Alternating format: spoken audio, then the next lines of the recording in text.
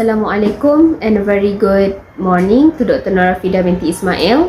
We are from Group 3. Today our group would like to present our topic on Malaysia and new economic policy. Okay, these are the content that our group would like to highlight for today, which is about what is the meaning of new economic policy. Second is about their strategies. Third is about the advantages of this new economic policy. Next is on did new economic policy fail, and last but not least is about what are the lessons could be drawn from this new economic policy. So that is basically about what our group would like to talk for today's presentation. Let's focus on the introductions. For introductions, I actually will highlight about the economic status during the Malacca era, followed by the histories of Malaya before the independence, which only focus on the economic status. The third point is about the Malaysia institutional system. What are the institutional system that had been applied by Malaysia until now? And then the last point is about the histories of Malaya after the independence, which also focus on the economic status. Where before the emergence of the country's name Malaysia, or before we achieve independence, we are famous with the name of Sultanate of Malacca, which was introduced by Paramiswara, or his Islamic name is Sultan Megat Iskandar Shah. According to Stephanie Lim, it mentions that Malacca is an empire, or is a country that had an important emporium. Meanwhile, according to the Tommy Perez, it mentions that Malacca is an advanced country, is a great country in the 15th centuries, which had become global in a world trade. After we achieved independence, Malaysia had created a phosphorus country. Malaysia had created peaceful countries, and it because we consist of various races such as Indian, Chinese, Malays, and so forth. So by having this independent, actually it brings to a new government, a new system of government, which known as a parliamentary democracy. Parliamentary democracy and also constitutional monarchy is an important aspect in the system of government in Malaysia. On to our first research objective, which is about the meaning of new economic policy. In this part, actually, I will highlight about the meaning of policies, followed by NEP in general. The third one is about the backgrounds of NEP in Malaysia, and then what are the histories that related to these policies. And then we also mentions about what are the factors that lead to the implementations of this policy, and last but not least will be their goals. So let's begin one by one. Let's start with meaning of policies. Policies, according to Cambridge Dictionary, it mentions that policies is a set of ideas or a plan of what to do in a particular situation, which had been agreed by a group of organizations, a group of business, a group of government, or a political party. So that is briefly definitions about policies. We move on to the meaning of new economic policy. New in general. So in general, we can mention that new economic policy refers to economic liberalizations or relaxation in the import tariff, or we also can be mentioned as the deregulations of markets. So that is about the meaning of new economic policy. The third one is about the background of NEP in Malaysia. NEP in Malaysia actually was announced in the 1970s as a part of package measures introduced after the political crisis May 1969. It actually want to eradicate poverty, okay, and it also want to restructure again the society, and it also want to eliminate the identifications of races with economic functions in order to create the conditions for national unity.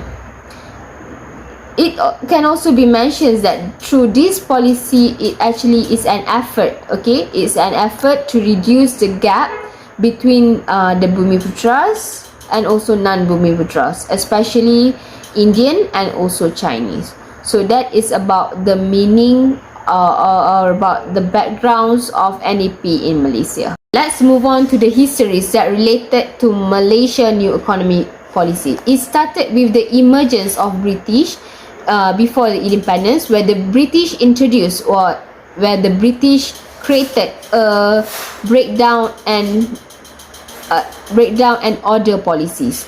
So due to these policies, actually it bring to a political crisis in Malaysia after the independence, which was happened in 30 May 1969, and this political crisis had led to the establishment of Malaysia new economic policy.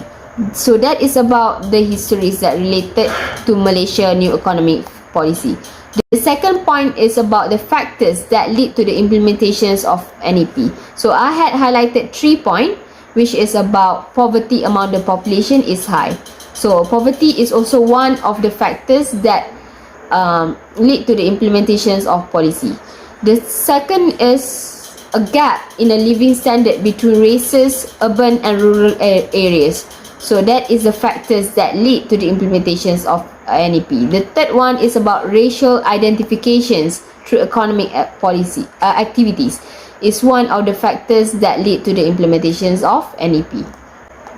Last but not least, I will be mentioned here is about their goals.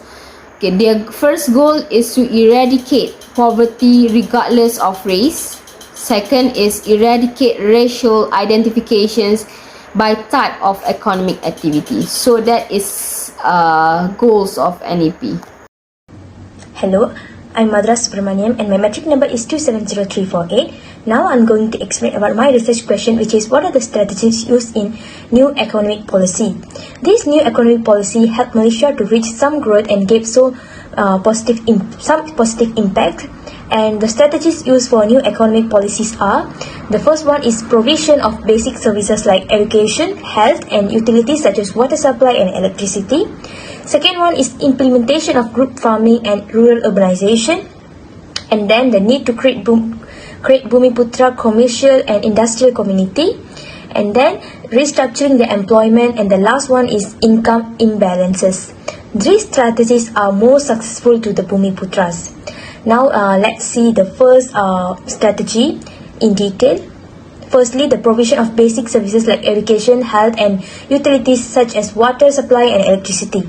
Malaysian health services have continued to expand with a focus on an integrated strategy that includes promotive, preventative, curative and rehabilitative aspects. Additional facilities were built and old ones were improved, particularly in rural areas. Mobile clinics were used to give access to health care in very remote places, and the reason for this is to increase the people's health shown in their longer lifespan and lower incidence of mortality. For example, male life expectancy climbed from 66.7 years in 1980 to 67.6 years in 1984 in Peninsular Malaysia, while female life expectancy increased from 71.6 years to 72.7 years. Next is large investment were made in education to enable greater access to education for all the individuals, particularly those in low-income groups and rural location. With the development of new primary and secondary schools, more educational opportunities were offered, and additional residential scientific schools were constructed and science education facilities in these locations were developed to provide access to science education for children to remote areas. Most importantly, teachers' qualifications were also improved to increase the quality of the students. And then, during the years 1981 to 1985, programs to fulfill the fundamental necessity of low-income households were still in place. Then the majority Peninsular Malaysia's fishing villages were acquired with basic utilities. The next strategy is implementation of group farming and rural urbanization. A variety of group farming projects were done between 1986 and 1990. The Federal Land Consideration and Rehabilitation Authority, which means we call it as FELCRA, will develop 100,000 hectares of idle non-paddy land under its situ program, while the Ministry of Agriculture will develop 51,000 hectares of idle paddy land on a group basis and plant it with paddy, cocoa, coconuts and other crops. RISTA also built mini estates on around 43 and 500 hectares. The third strategy is the restructuring of employment under new economic policy. Employment share Bumiputra in agriculture remain constant, with a large number of team working in the sector's more productive operations. According to the state statistics, the percentage of Bumiputra in each of the 8 professional groups was around only 21%, and Chinese make up 62% of the population, while the Indians make up only 15%. During the period 1981 and 1985, the growth of education and training programs resulting in increase in tertiary education enrollment for all the ethnics. And the fourth strategy is the need to create Bumiputra commercial and industrial community. Between 1981 and 1985, the initiative to enhance Bumiputra participation in commercial and industrial operations, particularly those in non-corporate sector, moving at a slower speed. The funding provisions for supporting various programs aimed at assisting Bumiputra entrepreneurs are being reduced by government enterprises, and the restricted opportunities for Bumiputra entrepreneurs and business to get government aid and business mean that they had to seek and complete opportunity in private sector. The ownership and participation of the Bumiputra in non-cooperative activities of the economy, particularly in the small-scale commercial and service sectors, show modest improvement through the proprietorships and partnerships. Bumiputra ownership and participation in those sectors serve as a critical basis for efforts to stimulate Bumiputra entrepreneurship and equip them with the skills they need to success in commercial ventures. Lastly, the last strategy is income imbalances. The wealth difference between the major ethnic groups and between urban and rural areas continued to diminish between 1986 and 1990. On its part, the government continues to foster an environment that maximum promotes growth across industries and activities. In the coming years, new sources of income will have to sort out and emphasize, and Malaysians must avoid over-concentrating in comparable business where the more investment will not yield substantial returns. Wages and salaries account for a significant portion of overall income. Improving job opportunities will continue to be a vital or important component in the eliminating imbalances. That's all from me. Thank you.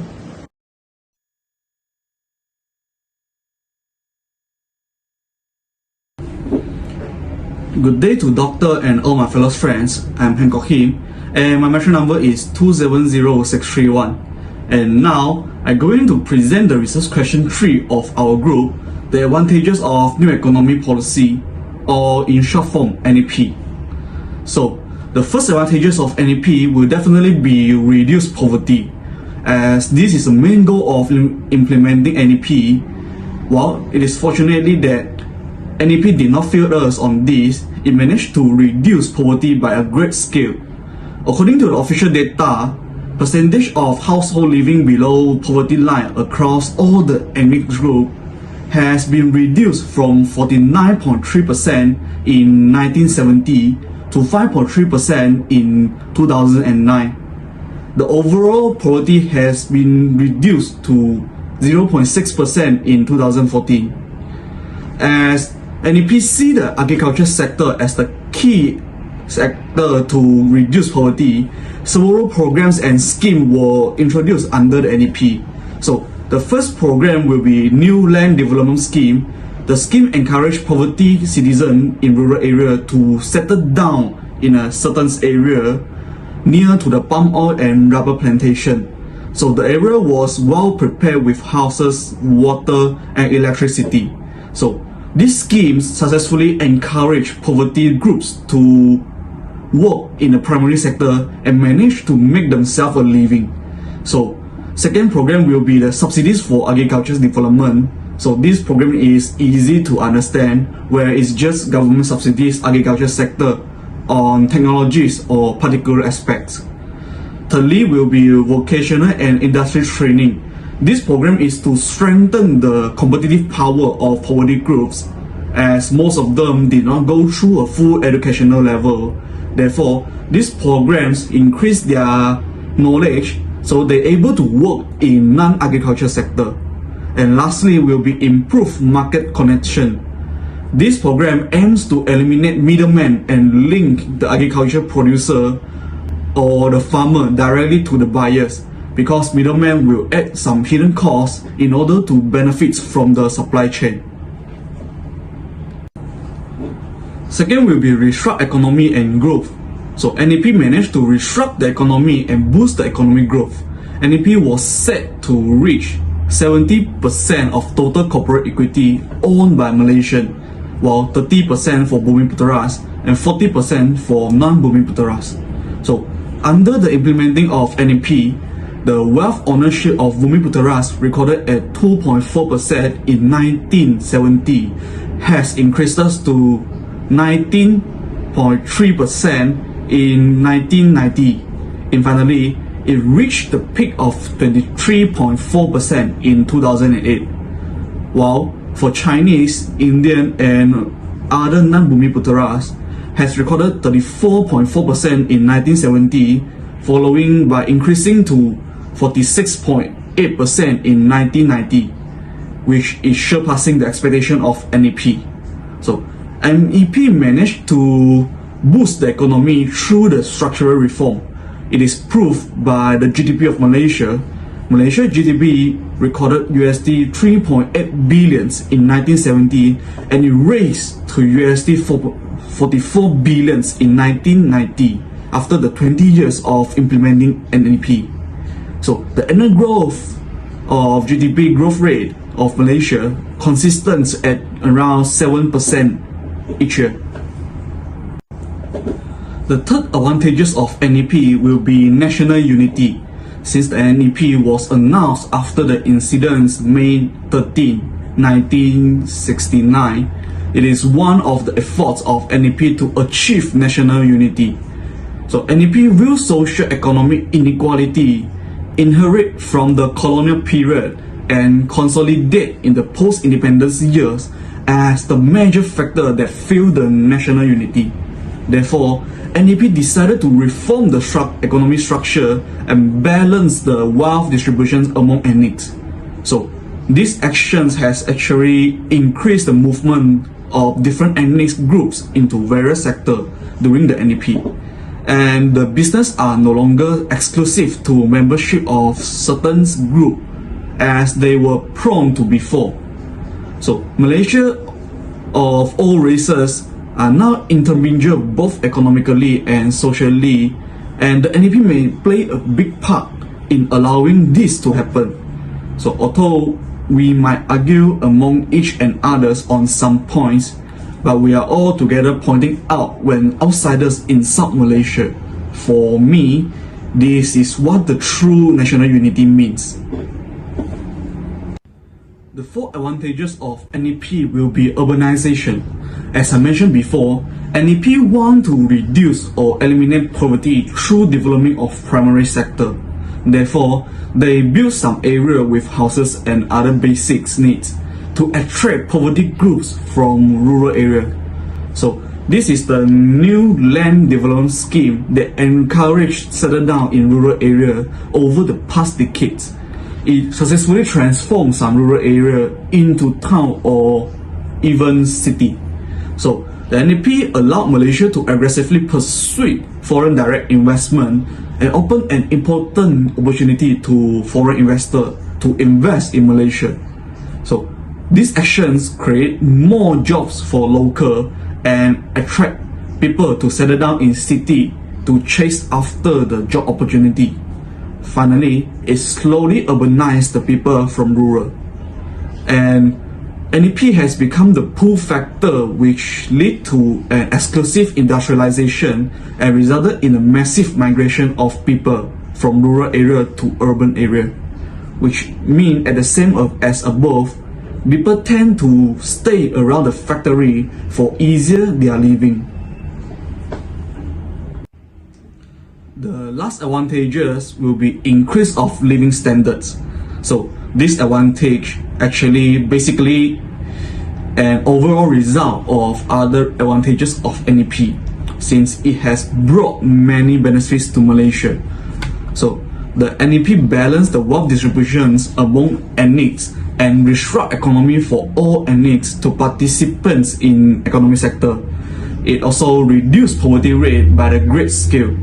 So all this resulted directly increased the living standard of Malaysians. And NEP also achieved social, political, and economic harmony among Malaysian society.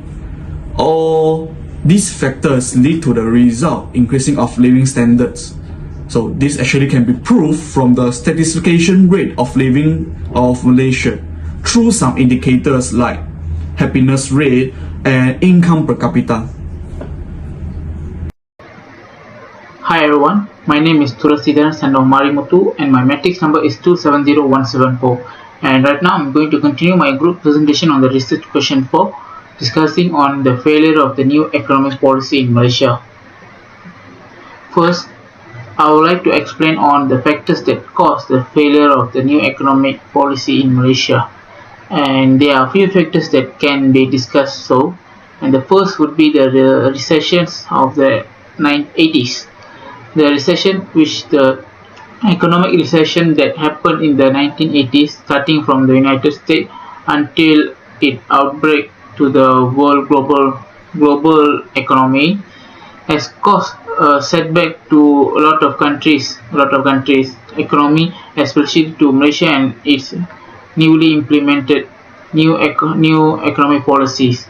And with being the agenda of boosting up the economic growth and also to eradicate poverty, the new economic policy has faced a lot of hiccups and difficulties in implementing its frameworks, since the recession has been a great major trouble and also major block for the objective to be achieved.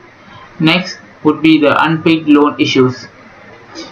In the new economic policy framework, they were targeting to improve the life and also the business life, actually the business life of the Bumiputera and also Malays. And due to there were a lot of unpaid loans by a lot of people to the banks, so the bank, they couldn't bankroll more the loans for the Malays and Bumiputeras to start their own businesses and to help the government achieve the objective on putting the new economic policy in matter.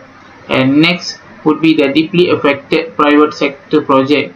And because of the recession, most of the private sector projects have been stopped and abandoned, since they were unable to get enough resources and funds from whether local or even from external banks that exist outside of Malaysia. And this has caused the NEP and also its implementation to be slowed down and to be in a failure situation, since the projects and also the tenders that should be given up to the Malays and Bumiputera have been stopped due to not enough private funds and also initiative from the governments as well.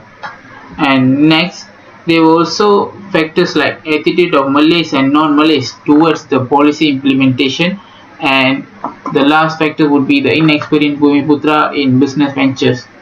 When we focus on the attitude of the Malays and non-Malays, they were quite unsure and also not satisfied with the way of the NEP was implemented, since the NEP was just focusing on the one primary agenda, which is making the Malay and Bumiputera community to be a greater industrial community. And since the Bumiputeras and Malays, they are mostly not experienced enough, they do not have a knowledge and also experience in the business world, and this led a lot of Bumiputeras who involved in the business ventures to be failed and face the bankruptcy earlier than it shouldn't happen. This has caused the NEP a greater impact, since the Bumiputeras are not capable enough to help the government achieve the objective of the NEP, which is to eradicate poverty and also to help the Malays and Bumiputeras to be a greater industrial community. Next, beside the factors, I would like to also explain on the chain link reaction that happened after the implementation of the NEP. First, I would like to explain on the brain drain scenario that happened immediately after the implementation of the NEP. The brain drain situation is a situation where the people, the professionals, and also the population of the Malaysia left the Malaysia in order to pursue for a more professional job with a better salary outcome in foreign countries. Because since the NEP, the new economic policy, were just focusing on the improvement of Malay and also Bumiputra's community, the non-Malays, they have decided to leave the countries in order to pursue for a much better life in other countries.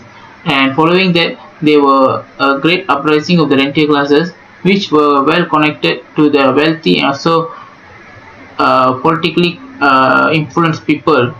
And during that moment, I would say the UMNO elite people were the one who pocket out all the government projects and make the poor Bumiputras and also the Malays to be left out, since most of the government projects and tenders have been controlled by the rentier classes.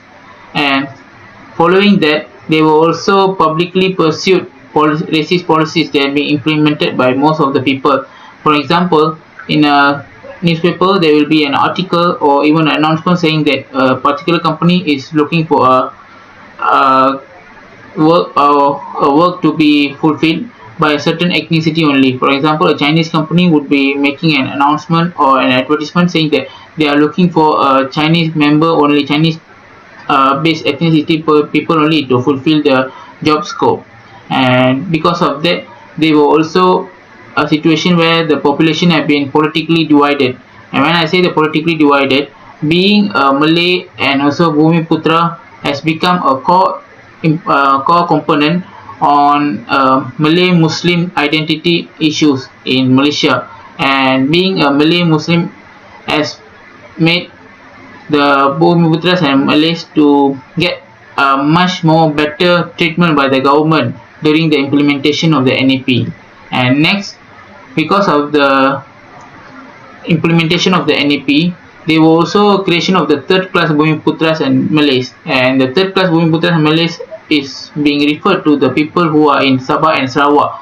Even though during the formation of Malaysia in 1963, the Sabah and Sarawak people were promised that they will also will be treated equally in the matter of social, politics and economic. But in the matter of the implementation of new economic policies, the Sabah and Sarawakians have been left out, and they have felt themselves that they have been in a third class where the government will be focusing on the peninsular people only. And next would be the cemented marginalization of non-Malays. In this situation, I would say that the non-Malays, they have been blocked, and also they were not given out any key positions in any GLCs or government sectors, since all the key positions are being allocated to the Malays and Bumiputras in order to achieve the objective of the NEP. And next, because of all these scenarios, the national unity also was not achieved properly, since the non-Malays and also the non-Bumiputras have felt being left out, since all the policies are favoring the Malays and Bumiputras only. And lastly, as evidence of failures of NEP implementation in Malaysia, the foreigners, they were still the highest shareholders in the wealth distribution chain in Malaysia. The main objective of the NEP was to redistribute the wealth from the foreigners and Chinese community to the Malays. But even after decades of the implementation of NEP, there were only a small slight change only in the statistics of foreigners and Chinese owned shareholders in the redistribution of economic powers. And that's all for my part. Thank you. A very good morning to Madam and my fellow classmates. My name is Saravana Darshini Devi, daughter of Krishnan, and my matrix number is 270544. So now I'm going to continue this presentation with the explanation for the lessons that could be drawn from the new economic policy. So the first lesson is that time or duration is more important in implementation of any kind of policies. It is essential to evaluate the duration of an affirmative actions like the new economic policy. For instance, the new economic policy has been aided in the elevation of poverty and also the establishment of a sizable Bumiputra middle class. During a period when Malaysia was confronted with a domestic issue, this policy has been the compass of our country in our economical growth progress. The new economic policy was also created in order to boost the Malaysians' confidence and also instill greater self-esteem in Bumiputra people in certain period of time. The next lesson emphasizes the need of equal access and participation. This is because an affirmative interventions like the new economic policy regards the Bumiputras as an unified entity. However, an individual's ability in order to get benefited from these incentive scams is not equitable. Furthermore, the Bumiputra community has reaped the greatest advantages while the new economic policy were extended far above remuneration to the establishment of new business class. However, the policy will change the pattern of competition between the ethnic groups and Bumiputra only when the funds are provided without any kind of supporting steps in order to ensure that all the Bumiputra groups are living in equal chances. Moreover, the class divisions among the Bumiputra community have grown more stronger as the time passes. On the other hand, the implementation of this new economic policy has spurred competition among the rich and poor group of people. The reason is because this issue entails the redistribution of limited stocks. Now let us move on to the third lesson. So the third lesson is that affirmative action in business has had poor results even though it contributes to the marginalization of non-Bumiputra entrepreneurs. The new economic policy has been used in an intra-ethnic patronage in order to identify and groom winners in the promotion of Bumiputra capital. For instance, according to the data, non-Bumiputra equity ownership has been fallen down from 45.5% in 1990 to 30.7% in 2015. So the non-Bumiputra also controlled about the same amount of corporate equity in 2015 as they did in 1970, while all the foreign equity ownership has been expanded dramatically since the year 1990. Moreover, based on a podcast, the Communication Director of Research for Social Advancement has stated that because of many people associated owning equity with controlling parts of the country, the overemphasis on the equity targets has been struck on an emotional nerve. Well, all these lessons were gained due to the problems that has been segmented in the implementation of this new economic policy. The impact of this economic policy on business developments has raised doubts on its function. For example, it has been questioned by many on does this policy only encourage the unproductive rent seeking while suffocating a vibrant domestic business foundation that may have aided in our country's economical growth. So according to some resources or articles regarding this issue, every Prime Minister of Malaysia has explicitly or implicitly stated at some point of their tenure on the implementation of new economic policy. So those points of views of the Prime Minister has suggested some special considerations based on the ethnicity should be phased out or very least reduced so that they might reform the lack of failed political or any kind of policies in a fundamental way. Now let us move on to the conclusion. In conclusion, after 20 years of the new economic policy being abandoned, Malaysians are clearly getting something more meaningful and valuable from this policy that has been implemented. Some of the projects that has been implemented can be seen as a result of success, such as the economic gap between races has been reduced and more Malaysians who have the opportunity to further their education to the highest level as a result of various assistance has been channeled by the government. As a matter of fact, the isolated cases such as the poverty rate of Bumiputra is 4 times more than other races. The experience and history of this new economic policy show that the country has succeeded in strengthening the foundation of the country's economic growth. The process of improving the economy needs to be done continuously, especially when meeting the aspiration and inspiration of the country to achieve developed country status by the year of 2020. Next is the impacts of the policy towards Malaysia. Has an impact, Malaysians has become more urbanized and better educated, so they live longer. And also, the ethnic imbalance have been reduced due to the implementation of this economic policy. These developments and changes are the one we can be proud of because it cannot be denied that the new economic policy brought political stability and peace, resulting in the economic growth. Next is pros and cons of this policy.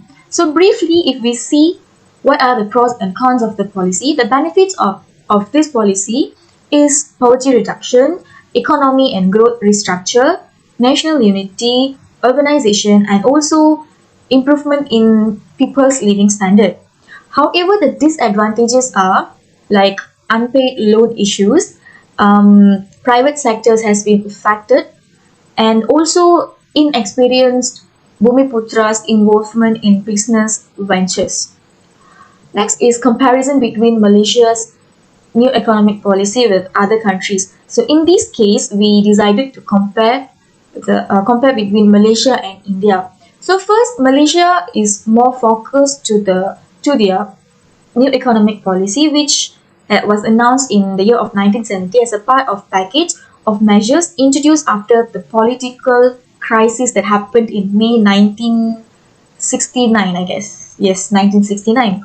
So it sought to eradicate poverty and also restructure the society to eliminate the identification of race with economical function in order to create a condition of national unity and peace.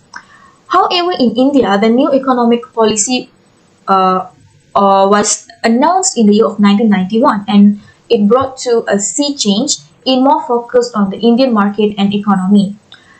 Ahead with the radical policy changes, the basic idea that India was socialist country was challenged by the new economic policy that has been announced.